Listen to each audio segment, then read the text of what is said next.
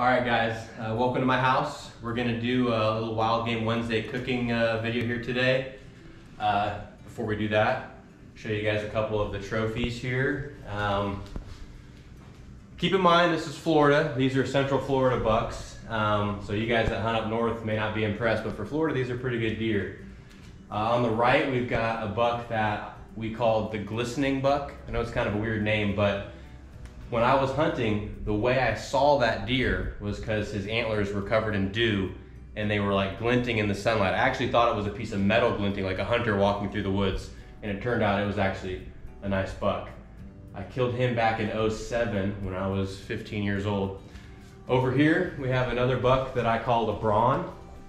The reason we call him that was because he was super long, super muscular looking, very kind of athletic looking, and so we're like, man, it looks like LeBron James, and so the name just kind of stuck. I got him with a bow way back in a swamp in 2020.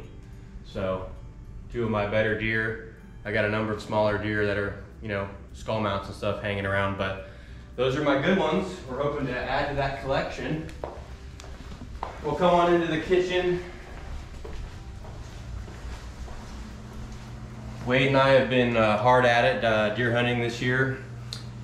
We're gonna bring you some videos. It's tough to make a deer hunting video in Florida because it's tough. I mean, we don't have big bucks walk in at 33 yards and present broadside very often, except for Wade. You guys will get that joke later. So we're working on some videos, but we just haven't quite had, you know, a good hunt come together on a big buck, but we got some on camera, we got some showing up, so stay tuned for that. In the meantime, we're gonna cook up some of my dough. Actually, these are from Wade's bucks last year. We're going to do a backstrap with a red wine Bordelaise sauce. Bordelaise is kind of like a French sauce. It's gonna be a little bit nicer than maybe how you prepared backstrap in your past. You know, a lot of people just throw it on the grill, you know, put a marinade on it. Grilling backstrap is actually one of the worst ways to cook backstrap. Backstrap has virtually no fat on it. So when you put it on the grill, all the drippings and everything are falling away and it can yield a very dry piece of meat. You can do it right, but you gotta be very careful. 30 seconds too long and it's dry. So we're actually going to sear it in cast iron and finish it in the oven, make a red wine sauce, and have asparagus with it, and we'll show you how to do it step by step. So this is a 7-Eleven special? We're classy people here. No, dude, this is like a $12 bottle from Publix. It's good stuff. Okay, so first step, we're gonna start with the sauce.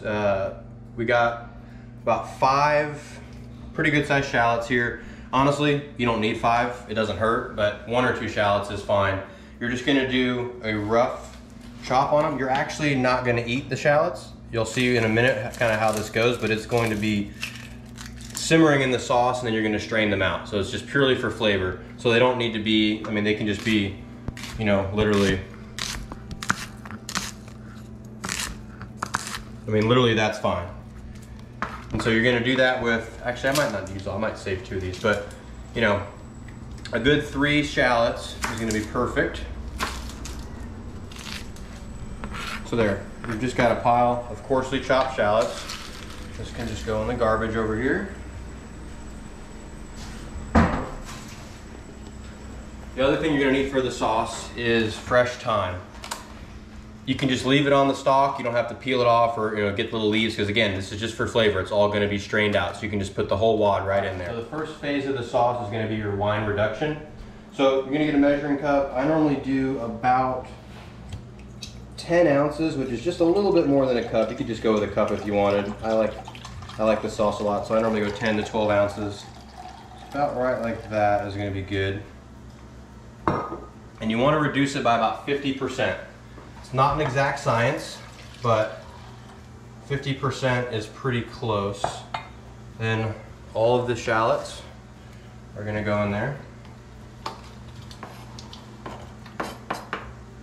And then we've got our thyme.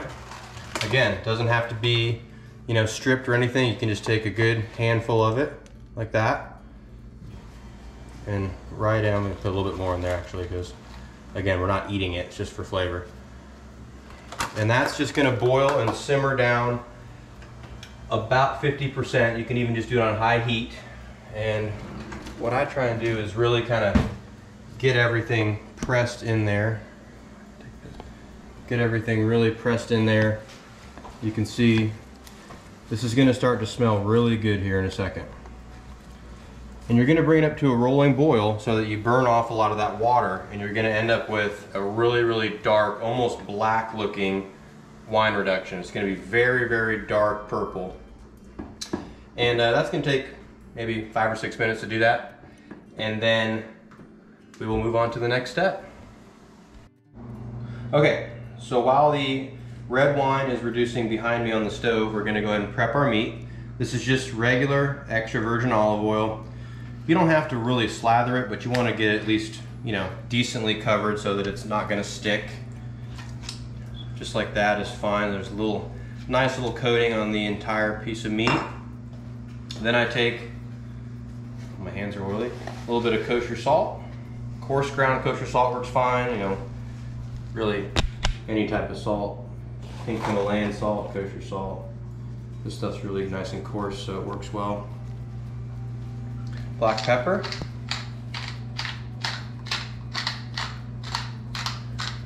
Honestly, you know, people can get really fancy with steaks and meat. I think my favorite steak is just salt and pepper.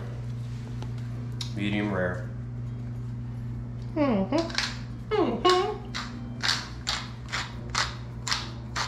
If you guys can hear a cat in the background. Yeah, I'm sorry about that. That would be this one. Squeaker.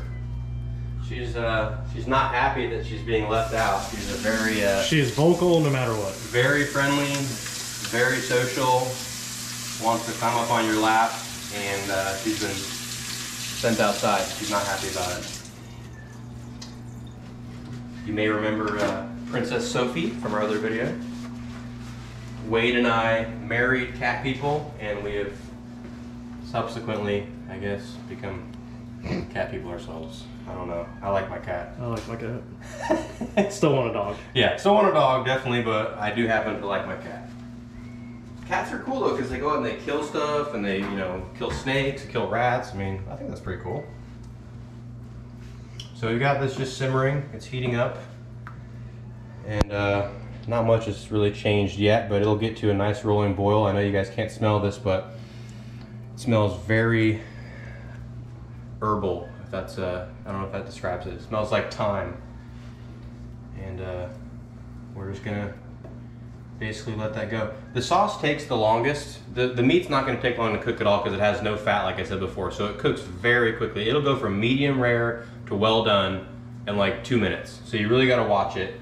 So we're gonna get the sauce ready first, because actually the sauce is kind of in 2 parts. You reduce the wine, then you'll see later we're gonna reduce beef stock down. Those can be set aside, then we'll start cooking the meat. Then we combine the sauce and, you know, finish it up, and it'll all make sense. But we're just gonna get the 2 parts of the sauce ready, set them aside, and then we can work on the meat.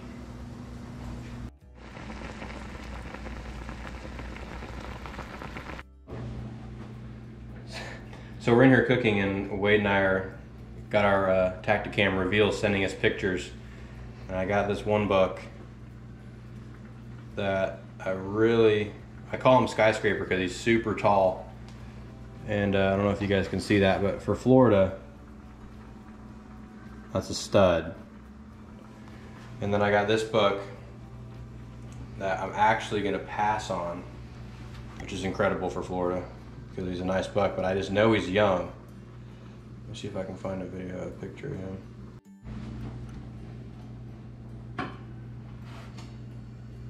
Checking our sauce here. We're getting pretty close to 50% reduced. I think I'm gonna call that good in just a second. But look at this buck here. This big 7-pointer. I don't know, I got a little bit of a glare on the screen here. Wait, take that over there and get a good view of that. So I'm not shooting him, but next year he is gonna be a stud if he survives, we'll see. So next step, this is gonna be a little messy. We're going to strain out the red wine that has now been reduced by 50%. I don't know how good the camera is gonna pick that up, but that is like dark, dark purple. And I'm actually gonna dump all that in there, and I'm going to very carefully Probably making a little bit of a mess here, but it's worth it. Pressing out all that flavor. So that's all the shallots and the thyme that has now been simmered and boiled. All the flavor hopefully has gone into our red wine reduction, and that's just gonna go in the garbage. So, as you can see, this is what we're ending up with. And it's just, and that smells really good. That's gonna be set aside. And then we're gonna rinse out our pot. Use the same pot. So we're just gonna give, it doesn't have to be like super clean because it's all gonna be combined anyway.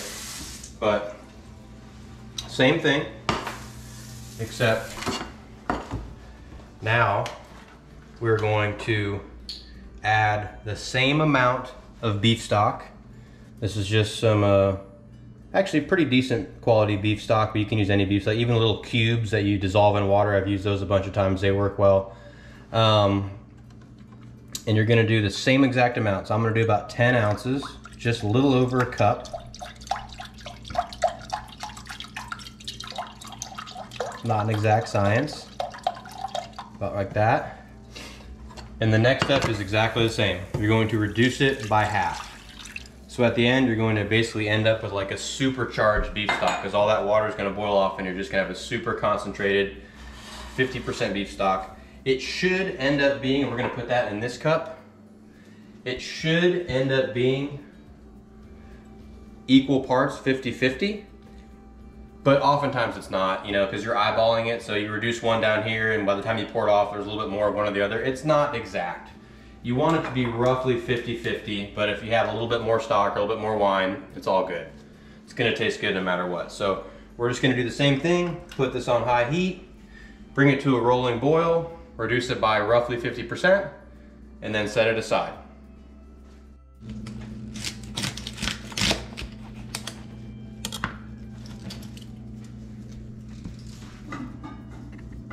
We had a little bit of a technical difficulty here, but we poured off. Forgot to hit record. We forgot to hit record, but we poured off the broth mixture. So you want a 50-50 mix. You can see we got pretty close. It's more like 60-40. We got a little bit more broth than we have red wine reduction, but it's not an exact science. It's totally fine.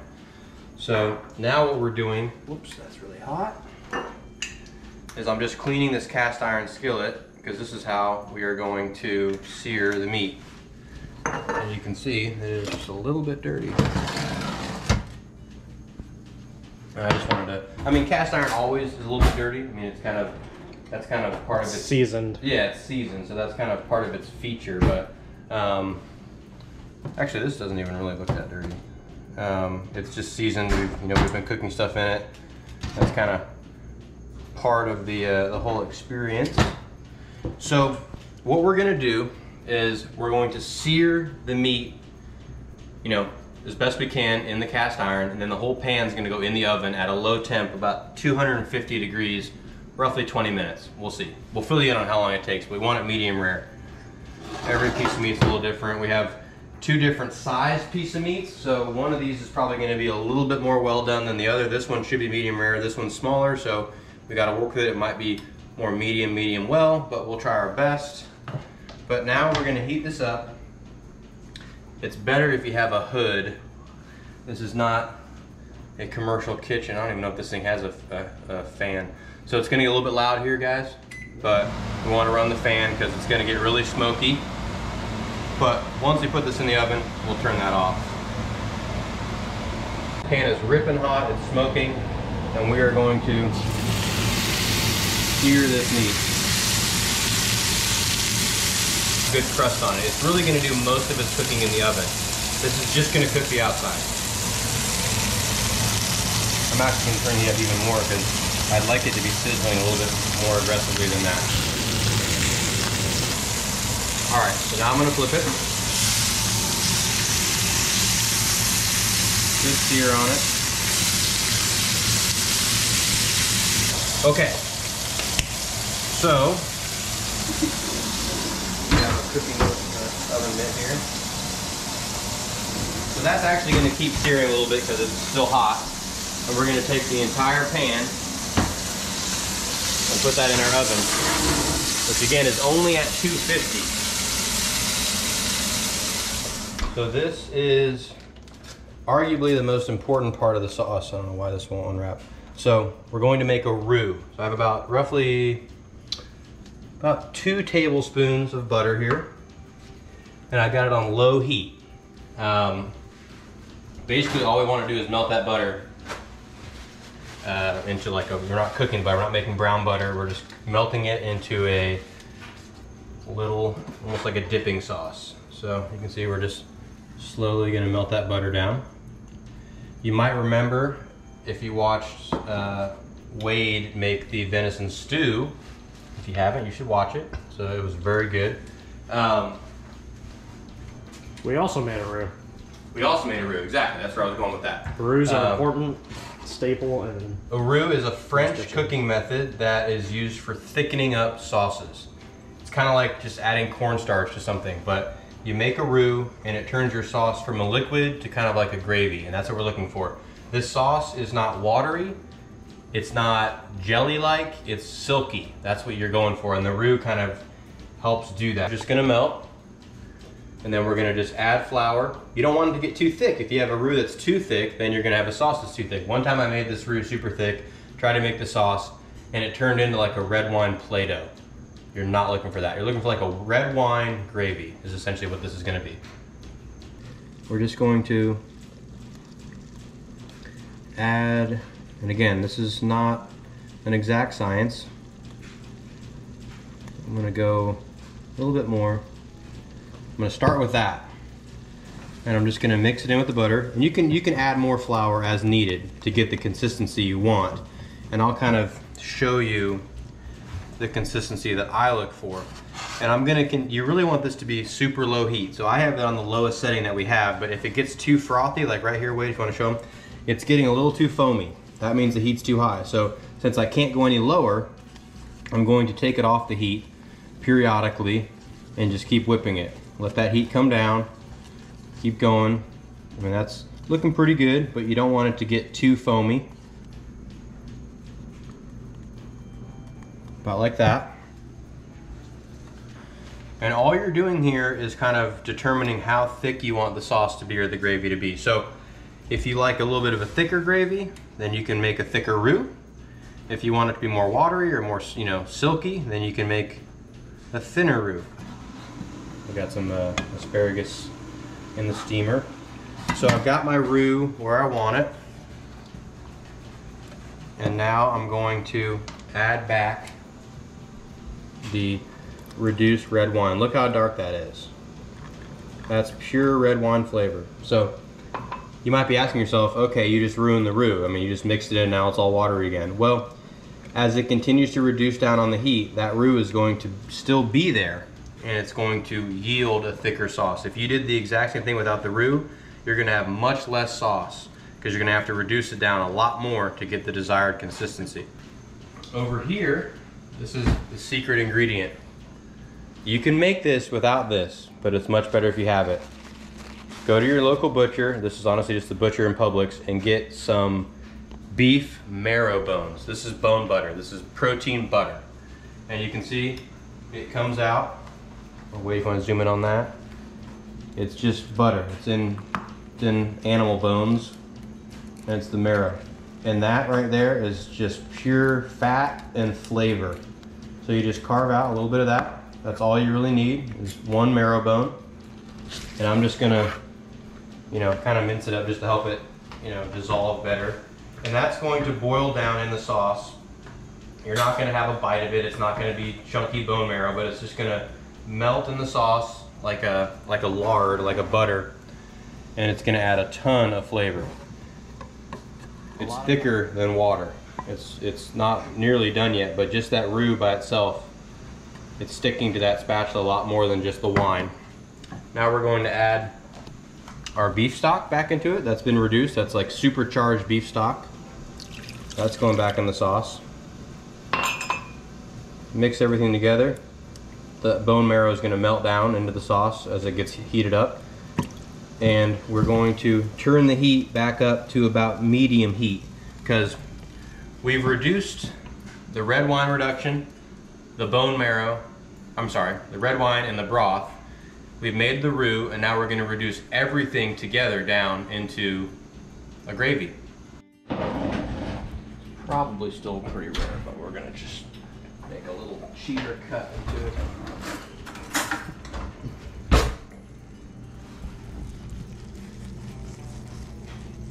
No, that's perfect. That's actually, yeah. Yeah, so we're gonna leave that.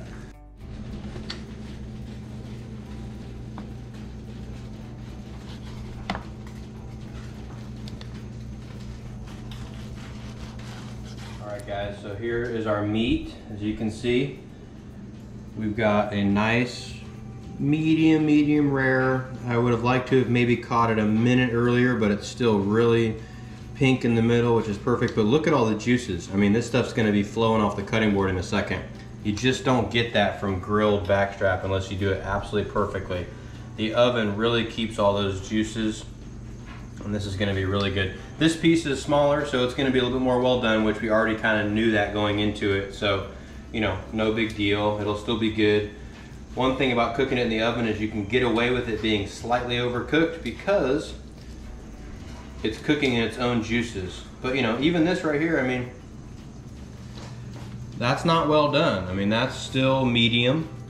So this is all gonna be good. Our sauce is almost ready, and in less than 5 minutes we'll be eating. And you guys are riding shotgun.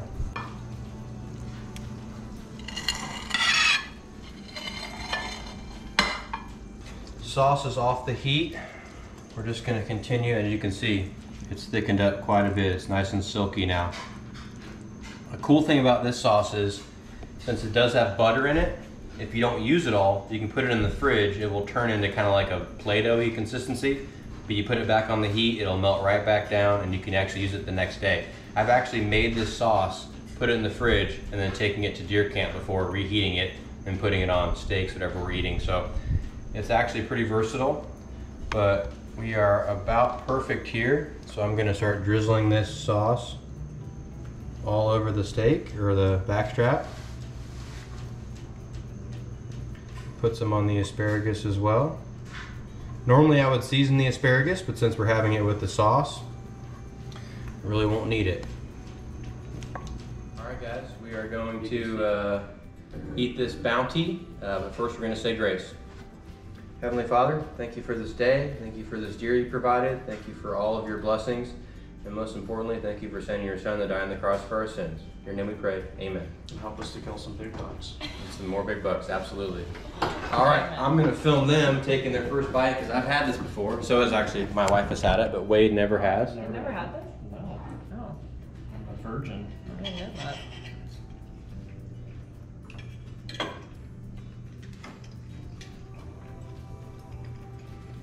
Are you speechless?